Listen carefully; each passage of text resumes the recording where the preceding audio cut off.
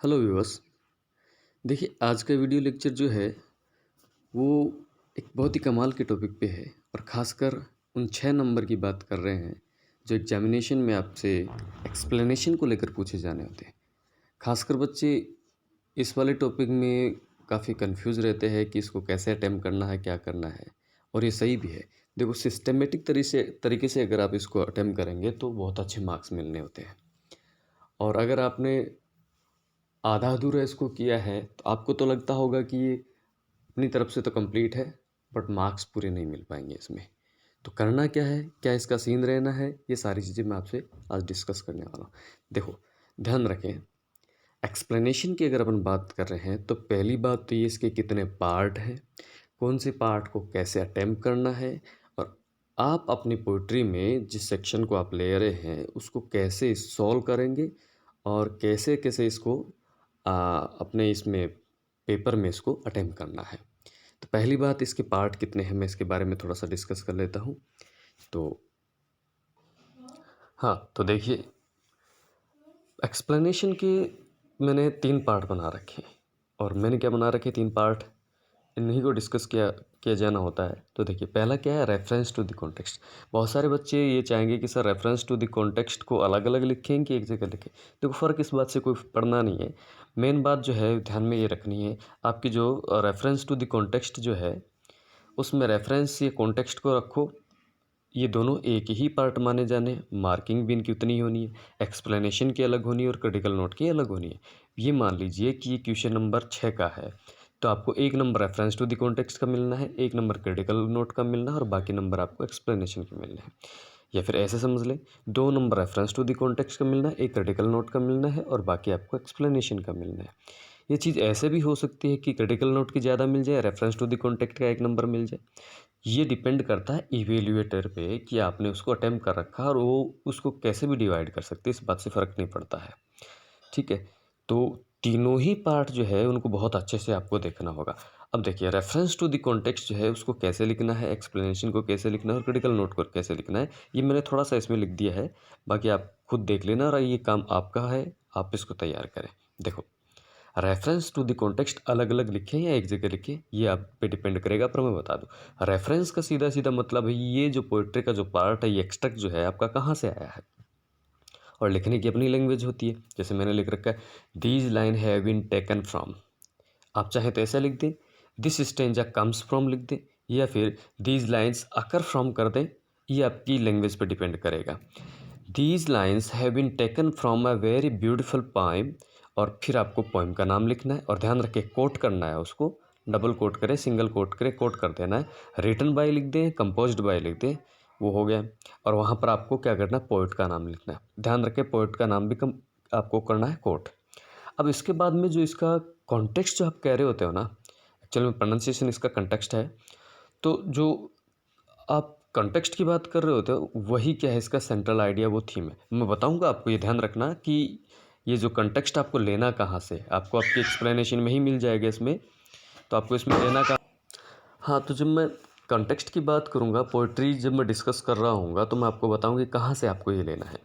तो in this poem the poet wants to express about, और जो भी आपका सेंट्रल आइडिया, जो भी थीम है सी, जो भी इसका मोटिव और एक्सप्रेशन जो है वो उसमें लिख देना होता है।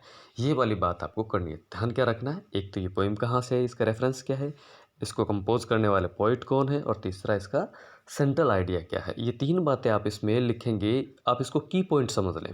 रेफरेंस टू द कॉन्टेक्स्ट का की पॉइंट क्या है, ये 3 चीज़ें हैं।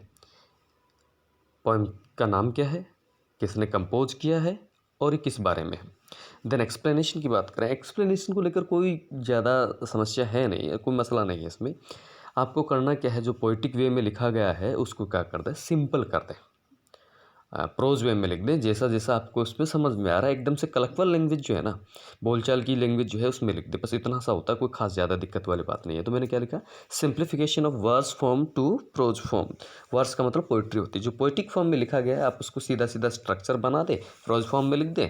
ठीक है, एकदम से कैजुअल मैनर में कलेक्चुअल लैंग्वेज में कर दे, बोलचाल की भाषा में कर दे, बस यही एक्सप्लेनेशन होता है, कोई खास दिक्कत वाली बात इसमें है नहीं। एक्सप्लेनेशन का मतलब सीधा सा है कि आपने इसका क्या किया है, सिंप्लीफिकेशन की है। काम की बात जो रहती है वो रहती है लास्ट का पार्ट जो क्रिटिकल नोट। और देखो बहुत सारे बच्चे क्रिटिकल नोट करते नहीं, क्यों नहीं करते हैं कि उनको उनके एडवाइज़र वगैरह जो है मिलता ही नहीं है, जबकि सच्चाई ये है कि ये करना ज़रूरी होता है। नहीं तो आप पोएटिक ब्यूटी को समझेंगे कैसे? पोएट्री का जो रियल एसेंस जो है वो तो यहीं पर होता है, तो ये लिखना बहुत ज़रूरी होता है और इसके अलग से मार्किंग स्कीम है इसकी। तो देखो क्या है, क्रिटिकल नोट लिखेंगे तो इसके 3 पार्ट आपको समझने हैं कि क्या-क्या चीज़ें देखेंगे। पहला आप स्ट्रक्चरली अगर देखेंगे तो आप बताएँगे कि इसकी लैंग्वेज कैसी है, इसका स्ट्रक्चर कैसा। स्ट्रक्चर का सीधा-सीधा मतलब है कि सिंपल सेंटेंसेस में लिखा गया है या फिर फ्रेजेज़ में लिखा गया है या लॉन्ग सेंटेंसेस में लिखा गया या एक फुल एक पैसेज है एक तरीके का, वो चीज़ आपको बतानी होती है। अबाउट लैंग्वेज, स्ट्रक्चर के बारे में बताएंगे आप। राइम के बारे में बताएंगे। राइम स्कीम का मतलब होता है लास्ट के वर्ड का साउंड मैच करना चाहिए। वो पहली लाइन का तीसरी लाइन से मैच कर सकता है, दूसरी का चौथी से मैच कर सकता है। साउंड मैच अगर कर रहा है तो आप राइम स्कीम को लिख सकते हैं, जैसे कि ए बी लिखते हैं, तो वो वाली राइम स्कीम होती है। रिद्म का मतलब होता है इंटोनेशन, कहाँ पर उतार चढ़ाव जो उतार चढ़ाव का मतलब सीधी सीधी बात है, जब आप इसको बोल रहे होते हैं तो एक रिदमिक पैटर्न बनता है, आप जैसे कि उसको गा रहे हैं वैसा लगता है, उसको कहते हैं। स्टेंजिक फॉर्म का मतलब है कि स्टेंजा कितनी कितनी लाइन का बना पड़ा है। जैसे कि अपन बात करेंगे माय मदर एट 66 की बात करेंगे तो ये एक ही लाइन का एक स्टेंजा है, मतलब पूरा का पूरा एक ही सेंटेंस में पूरी पोएम लिख दी गई है। इधर अपन एलिमेंट्री स्कूल क्लासरूम स्लम वाले की बात करेंगे तो उसमें पास्ट स्टेंजा है, कितनी कितनी लाइन का है।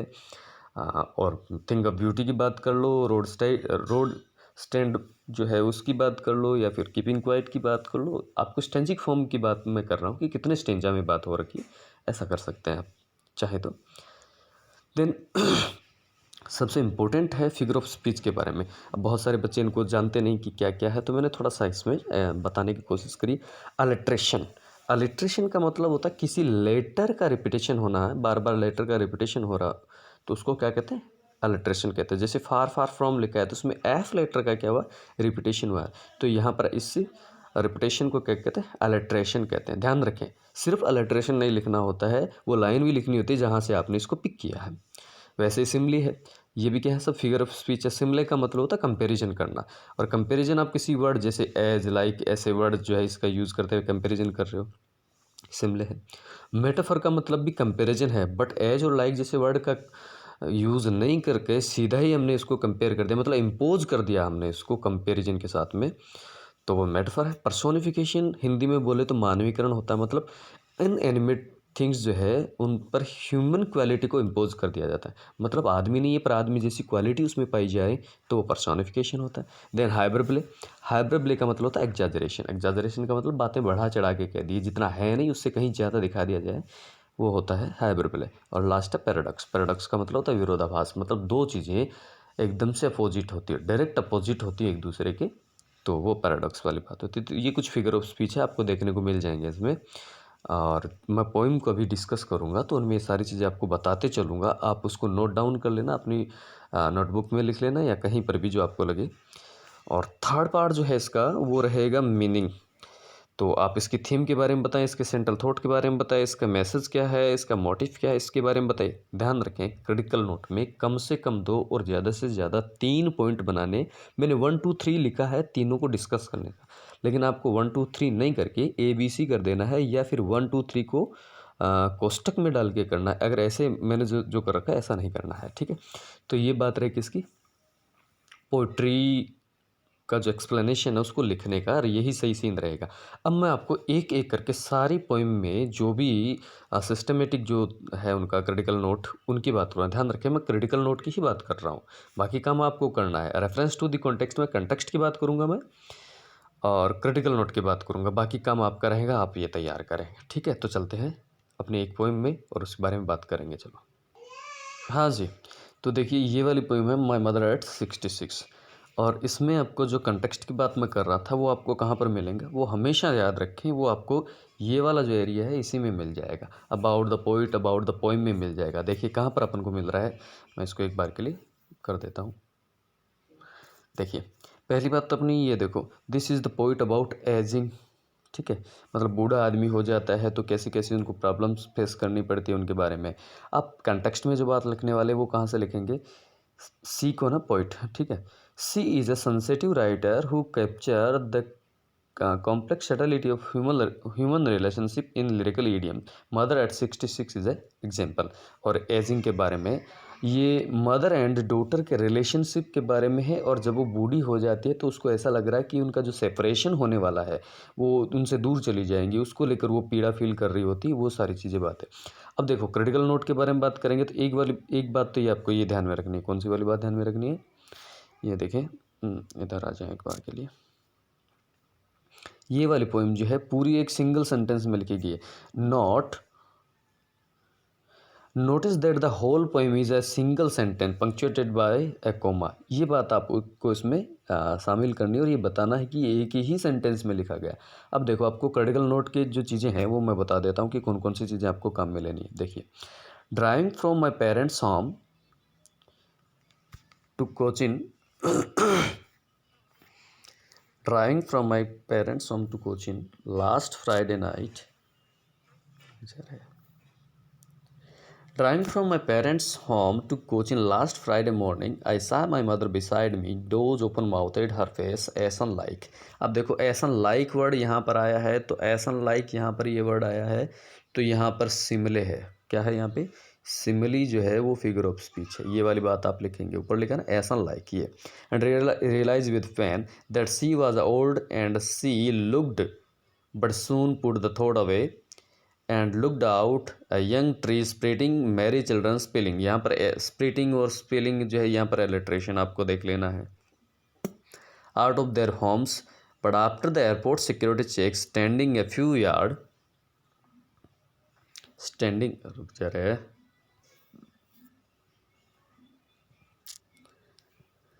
अवे I looked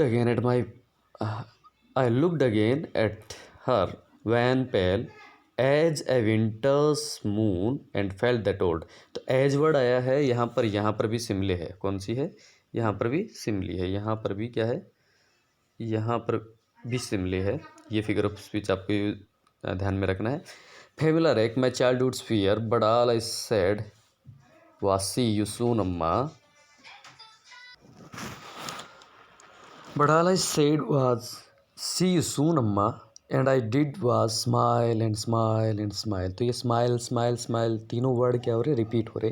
तो ये कुछ आपको क्रिटिकल नोट के तौर पे मेंशन कर लेने हैं अपने नोट में कि क्या क्या चीज़ें इसमें आ रखी हैं और कैसे कैसे आपको इनको करना है। ध्यान रखें, मैं अभी आपको बता दूँ, इस बात को आप केयरफुली सुन भी लें और अपने इन चीज़ों में जोड़ भी लें। देखिए, इस बार की एग्जामिनेशन में जो पोइम्स आपके लिए ज़्यादा इम्पोर्टेंट हैं वो वाली हैं। एक पोइम तो रहेगी थिंक ऑफ ब्यूटी, दूसरी रहनी है रोड साइड स्टैंड, तीसरी रहनी है कीपिंग क्वाइट।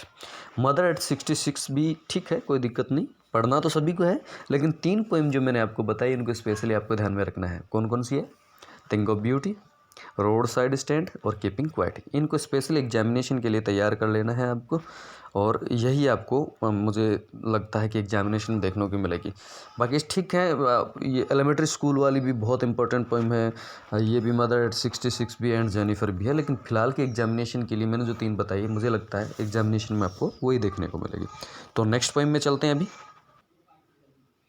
अब अपनी पोइम है an elementary school classroom in a slum. ठीक है, इस पोइम का जो आपको रेफरेंस टू द कॉन्टेक्स्ट है उसमें वही बात मैंने आपको फिर से बतानी है। क्या बात है? देखिए, ये आप यहाँ से पढ़ेंगे, इसमें अबाउट द पोइट में पढ़ेंगे तो कुछ काम की चीज़ें आपको देख लेनी है, लिख लेनी है। लास्ट की 3 लाइन पढ़ रहा हूँ मैं। An elementary school classroom is in a slum has a concentrate on theme of social injustice and class inequality. ये वाली बात आप अपने क्रिटिकल नोट में भी शामिल कर लें और ये वाली बात आप अपने रेफरेंस टू द कॉन्टेक्स्ट में भी शामिल कर लें। किस बारे में बात है? Class social injustice and class inequality के बारे में ये वाली बात रही। कुछ एक चीज़ें मैं इसमें लिख देता हूँ या बता देता हूँ आपको, लाइन में पढ़ रहा हूँ, आपको अपने मेंशन कर लेनी है। तो पहली ही लाइन में इसमें आ गया एलिट्रेशन, आ गया एफ लेटर का क्या आ गया इसमें? रिपीटेशन हो रहा है। Far far from gusty wave the children faces like rootless weeds, यहाँ पर आया है simile. The head tone round their pallor the tall girl with her weight head down head the paper swimming boy, यहाँ पर भी सिमिले आया है। With red से यहाँ पर मेटाफर है। The stun unlucky heir of twisted bone reciting a father's gnarled disease his lesson from his desk at back of dim class, one unnoted sweet and young. Unnoted sweet and young, यहाँ पर जो है आपको paradox देखने को मिलेगा, ठीक है. His eyes live in a dream of skills game in tree room other than this. आगे का स्टेंजा आपका रहेगा. अब देखो इसमें कुछ चीज़ें हैं, आपको कहीं पर पहले स्टेंजा में कहीं पर आपको क्या बोले राइम स्कीम देखने को मिल रही है. राइम स्कीम का मतलब लास्ट वाला word. Face, pallor, paper, hair, disease, class, dream, this, कहीं पर भी कोई भी साउंड एक जैसा नहीं मिल रहा है. जब साउंड एक जैसा नहीं मिलता है तो इसको कहते हैं विदाउट राइम. और आप इसको लिखेंगे कैसे? हम ब्लैंक वर्स तो नहीं कहना चाहिए इसको. आप इसको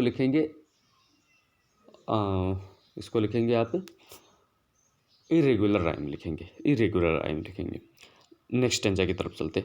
on sour cream wall donation Shakespeare's head. यहाँ पर शेक्सपियर्स हेड किसी इमेज को लेकर, पिक्चर को लेकर कहा है, तो यहाँ पर ट्रांसफर एपिथेट है. ये transfer epithet. Cloudless at dawn, citizen, a civilized dome riding all cities, bald, flowery, Talos Valley, open-handed map, awarding the world its word. यहाँ पर भी कुछ देखना है, आपको पढ़ना है, इसका मीनिंग क्या है समझना है. And yet for those childrens these windows note this map, their world, where all their future painted with a fog. Next stanza की तरफ चलते हैं. A narrow street sealed. तो यहाँ पर एस वर्ड जो है आपको मिल रहा है. यहाँ पर भी आपको क्या मिलेगा? अलिट्रेशन मिलेगा. लास्ट इसके नीचे वाला लाइन में भी आपको अलिट्रेशन मिलेगा. Far far from river, cave, stars and pod. Surely Shakespeare is wicked, the map a bad example, with ships and sons love tempting them to steal, for life that slowly turn in the compared hall. तो ऊपर वाली line जो है इसमें surely Shakespeare is wicked, यहाँ पर भी आपको अलिट्रेशन देखने को मिल जाएगा. नीचे वाली लाइन में शिप्स एंड सन्स, यहाँ पर भी alliteration. Ship, sun and steel, यहाँ पर भी अलिट्रेशन देखने को मिल जाएगा. For lives that slowly turn in their compared hall, from fog to endless night. On their slag heap, these children wear skins peeped through. अब wear skins जो है मतलब खाल को ओढ़ते हैं, तो एक अलग ही एक क्या कहें अपन को, वियर्ड एग्जाम्पल है. ये तरीके का वियर्ड एग्जाम्पल है. आप इसमें इस चीज़ को मेंशन कर सकते, लिख सकते हो. Through by bone and spectacles of steel with mended glass, like यहाँ पर भी आया है तो लाइक सिमिली है. Like bottle bits on stones, all of their time and space are foggy slum, so bold their may with slum as big as doom.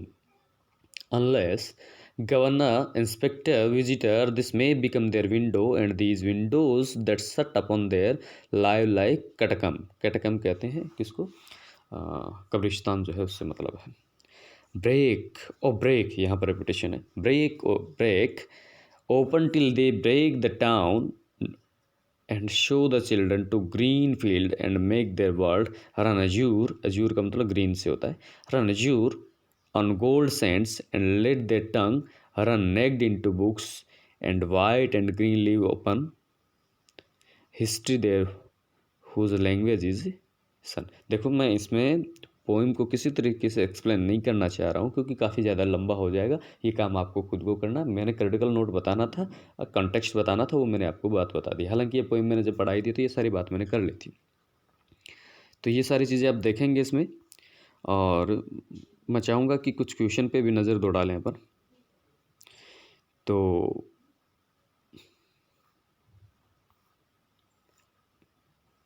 इसमें कोई खास ज़्यादा क्वेश्चन है नहीं. आगे की पोइम में अपन बात करेंगे. Keeping quiet. तो इसमें भी आपको वही कॉन्टेक्स्ट वहीं पे देखना है. लिखा है पाल्बो नेरुडा ने, और नोबेल प्राइज़ विनर हैं ये लिटरेचर में. 1971 में इनको नोबेल प्राइज़ मिला है.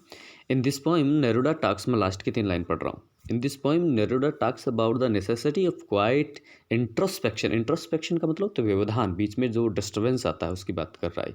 और डिस्टर्बेंस बहुत ज़रूरी है, कि नई शुरुआत के लिए बहुत ज़्यादा ज़रूरी है. कीपिंग क्वाइट का मतलब ये कि एक बार के लिए शांत हो जाएं, अपने आप को शांत रख के नई शुरुआत के बारे में सोचें, अपने आप को रिजोल्व कर लें एक बार के लिए. तो क्या है, In this poem, Neruda talks about the necessity of quiet introspection and creating a feeling of mutual understanding among human beings. Human beings जो है मानवता के बीच में एक म्यूचुअल अंडरस्टैंडिंग जो है उसके बारे में सोचने के लिए, उसकी अंडरस्टैंडिंग को डेवलप करने के लिए ये वाली पोइम लिखी गई है। बहुत ही कमाल की पोइम है। वैसे सिंपल रहेगी, इसमें कहीं कोई दिक्कत नहीं है पढ़ने में। तो क्रिटिकल नोट के तौर पे अपन देखें तो चलो, now we will count to 12 and we will all keep still. For once on the face of the earth, let us not speak in any language. Let us stop for 1 second and not move our arms so much. तो यहाँ पर देखो आपको कोई खास ज़्यादा figure of speech वगैरह नहीं मिलेंगे, लेकिन काम की चीज़ क्या मिल जाएगी। ये पोइम जो है अब्रप्टली शुरू हो रही है। अब्रप्ट बिगिनिंग लिखेंगे आप, दूसरा लिखेंगे इन फ्रेजेज में लिखा हुआ है, तीसरा क्या है, सेंटेंस का पैटर्न इसका कैसा है, सेंटेंस का पैटर्न इसका है इम्पेरेटिव सेंटेंस के तौर पे, ये आपको आदेशित कर रहा है, एक तरीके से आपको कुछ काम करने के लिए कह रहा है। तो ये क्या इम्पेरेटिव सेंटेंस में लिखा गया है। It would be exotic moment without rust, without engine, we would all be together in sudden strangeness. यहाँ पर जो सडन स्ट्रेंजनेस है, यहाँ पर आपको फिगर ऑफ स्पीच मेंशन करना है, paradox. Fisherman in the cold sea would not harm whales, and the man gathering salt would look at his hurt hand. यहाँ एच वर्ड का लेटर का रिपीटेशन हुआ तो यहाँ पर अलिट्रेशन आपको देखने को मिलेगा। Those who prepare green war, wars with gas, wars with fire, victory with no survivor would put on clean cloth. यहाँ पर भी पैराडॉक्स मिलेगा आपको, पूरे स्टेंजा में पैराडॉक्स मिलेगा, पर्टिकुलर किसी लाइन में नहीं है। तो आप लिखेंगे स्टेंजा क्या है, पैराडॉक्सिकल फॉर्मेट में लिखा हुआ है, ठीक है। Fire, victory, no survivor would put on clean cloth and walk about with their brothers in the shade doing nothing. What I want should not be confused with total inactivity. ध्यान रखिए ये वाला स्टेंजा एग्जामिनेशन में आने के पूरे chances है, तो इसको केयरफुली पढ़ लेना, समझ लेना और अपने हिसाब से तैयार कर लेना। What I want shouldn't be confused with total inactivity. मैं जो चाहता हूँ उसको लेकर आप कंफ्यूज ना हो, क्योंकि मैं जो चुप रहने के लिए कह रहा हूँ आपको, उसका मतलब इनएक्टिविटी नहीं है। और इसी बात को लेकर मैंने कहा कि ये वाला स्टेंजा बहुत ही कमाल का रहना है। Life is what it is about, I want to talk with death if we were not so single-minded about keeping our lives moving and for once couldn't nothing, perhaps a huge silence might interrupt this sadness for never understanding ourselves and that threatening ourselves with death. Perhaps the earth can teach us. ये वाली line बहुत ही कमाल की line है, अगर आप इसको समझना चाहें तो बहुत शानदार लाइन है ये। Perhaps the earth can teach. अच्छा, इसको क्रिटिकल नोट के तौर पे सेम लाइन को आप सेम रिपीट करके लिख देंगे तो भी बहुत अच्छा एक्सप्रेशन रहेगा इसका। Perhaps the earth can teach us as when everything seems dead and later prove to be live. यहाँ पर भी पैराडॉक्स है। Now I will count up to 12 and you keep quiet and I will go. ठीक है, ये रही poem और इसके क्रिटिकल नोट के बारे में हमने कुछ बात कर ली थी।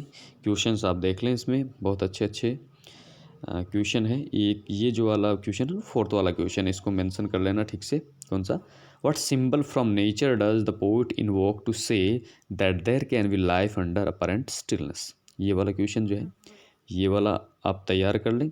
दूसरा क्वेश्चन है, इसको भी तैयार कर लें। मतलब इसमें चारों क्वेश्चन जो है ना, वो अच्छे क्वेश्चन है एग्जामिनेशन पॉइंट ऑफ व्यू से। नेक्स्ट पोइम की अपन बात करते हैं, चल जाए। और ये रही पोइम अपनी अ थिंग ऑफ ब्यूटी। बहुत ही कमाल की पोइम है और मैं तो कहूँगा कि लिटरेचर में कुछ गिनती की कमाल की पोइम में से ये वाली पोइम है, लिखी है जॉन किट्स ने। और लास्ट की पोइम्स जो आपको रेफरेंस टू द कॉन्टेक्स्ट के तौर पे मैं लास्ट का कुछ वर्ड है वो आप देख लेना।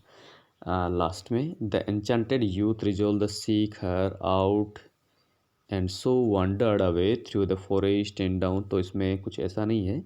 एंडीमियन में से ये पोइम का कुछ पार्ट लिया गया है। और एंडीमियन में क्या कहा है कि जो एक सेफर्ड होता है, वो गोडेज जो है, मून गोडेज जो है, उससे एन्चेंटेड हो जाता है, उसके लव में फंस जाता है और उसकी ब्यूटी को लेकर वो कैसे एक्सप्रेस करेगा, मतलब उसके नज़रिए उससे उसके पॉइंट ऑफ व्यू से ब्यूटी क्या चीज़ है ये इसमें एक्सप्रेस कर रखा है।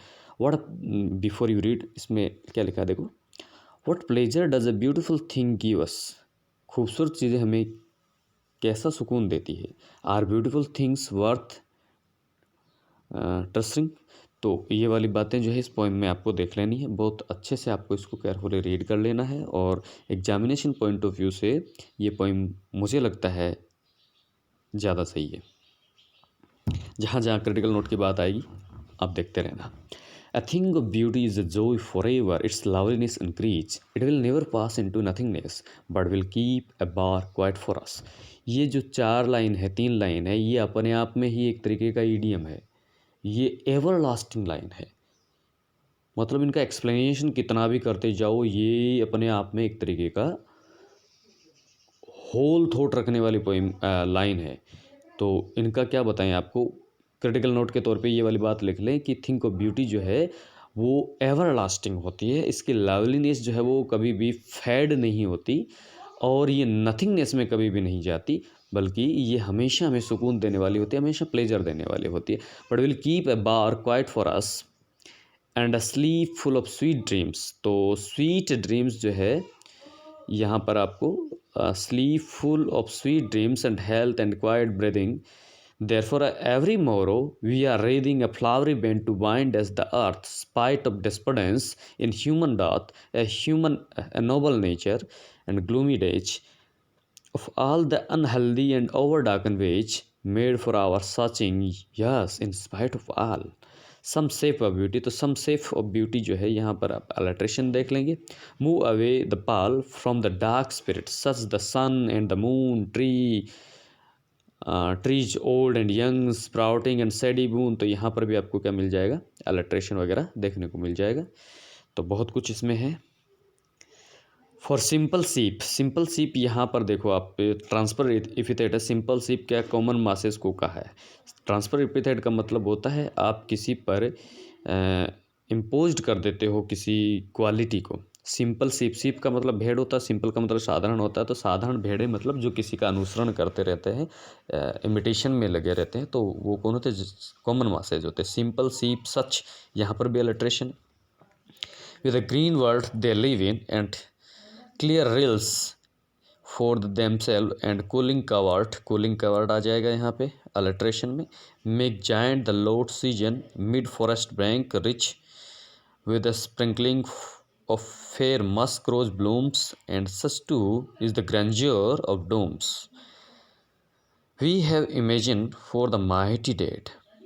ये वाली जो 4 लाइन है लास्ट की, इसको बहुत अच्छे से पढ़ लेना। एग्जामिनेशन में ऐसा कुछ स्टेंजा दे दिया जाए और आप उसको एक्सप्लेन करने में काफ़ी मशक्क़त करनी पड़ेगी आपको। तो इसको ये जो 4 लाइन है, we have imagine for the mighty dead, यहाँ से लेके लास्ट की में जो 4 लाइन है इनको बहुत अच्छे से पढ़ लेना, बहुत अच्छे से तैयार कर लेना।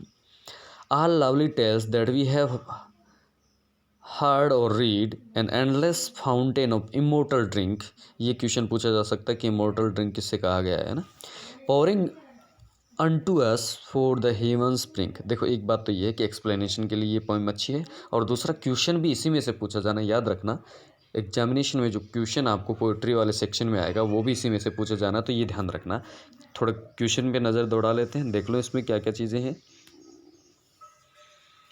तो 6th वाला क्वेश्चन आप देख लेना एक बार के लिए, अच्छा क्वेश्चन है। 2nd क्वेश्चन है उसको भी देख लेना है, और 3rd क्वेश्चन को भी। वैसे सारे क्वेश्चन ही अच्छे हैं, लेकिन इनको स्पेशली आपको देख लेना है। तो अब नेक्स्ट पोएम में चलते हैं, उनके बारे में थोड़ी बातें करते हैं। और ये पोएम है अ रोड साइड स्टैंड। देखो इस पोएम में वैसे है तो कुछ नहीं, पर एग्जामिनेशन पॉइंट ऑफ व्यू से मुझे ये इम्पोर्टेंट लग रही है। इस बार इसके आने के चांसेस ठीक ठीक हैं, तो इसको ठीक से पढ़ लेना है आपको, और वही काम करना है। रेफरेंस टू द कॉन्टेक्स्ट में कहाँ देखना है, लास्ट के 3 लाइन में देखो। In the poem A road side stand forest, क्या है, फ्रॉस्ट है क्या, sorry, Frost present the lies of poor deprived people with pitiless clarity and with the deepest sympathy and humanity. और देखिए इस पोइम में मैं कुछ ज़्यादा नहीं बताऊंगा आपको, ये खुद तैयार कर लेना आपको। सीधा सिंपल सा है, पढ़ेंगे तो आराम से हो जाएगा। और रही बात क्रिटिकल नोट की, तो कोई खास ज़्यादा है नहीं इसमें। एक चीज़ मैं बता दूं, लास्ट में कुछ मेंशन कर रखा है, देखो notice the rhyme scheme. Rhyme scheme आपको देख लेनी। राइम स्कीम कैसे होती है, लास्ट के वर्ड का साउंड मैच करता है। जैसे सेड स्पेड, प्लेड ब्रेड, है ना। तो ये ऐसा साउंड मिल रहा है, कैसे सेड स्पेड प्लेड, तो ये ए हो जाएगा। ऐसे करके इसमें करना है आपको राइम स्कीम, ठीक है। Said spade played blade, spots shorts, दिख रहा होगा, स्पोर्ट्स शॉर्ट्स, फेंट अहेड, ये राइम स्कीम के लिए होती है। तो एक राइम स्कीम को आपको मेंशन कर लेना। देखो notice the rhyme scheme, it is the consistent और इज़ देयर एन अकेजनल वेरिएंस, कहीं कहीं पर वेरिएंस आपको देखने को मिल रहा है। Does it indicate through predominating over sound pattern, तो ये सारी चीज़ें आपको देखनी है। नोटिस द स्टेंजा डिवीजन, कितने स्टेंजा में बना हुआ है इसको नोटिस करना है। Do you find a shift और a new idea in successive stanza, ये सारी चीज़ें देखनी है। सिंपल पोइम है, कलाकुल लैंग्वेज में लिखी गई है, कोई ख़ास दिक्कत इसमें है नहीं। और फोर्थ वाला क्वेश्चन जो है उसको ठीक से पढ़ लेना है, फिफ्थ को भी ठीक से पढ़ लेना है, ये एग्जामिनेशन में आने के चांसेज है। तो नेक्स्ट पोइम में चलता हूँ मैं। देखो इसको आपको ही तैयार करना, और फिर भी अगर नहीं समझ में आया तो मेरे से आप मैसेज कर देना, मैं कर लूँगा, और क्या। अगर आप खुद ना करना चाहें तो मैं कर दूँगा, ठीक है। तो ये वाला आप देखना। In this poem road side stand, ये वाला जो आपको रेफरेंस टू द कॉन्टेक्स्ट में करना है, ठीक है। नेक्स्ट पोइम में चलते हैं।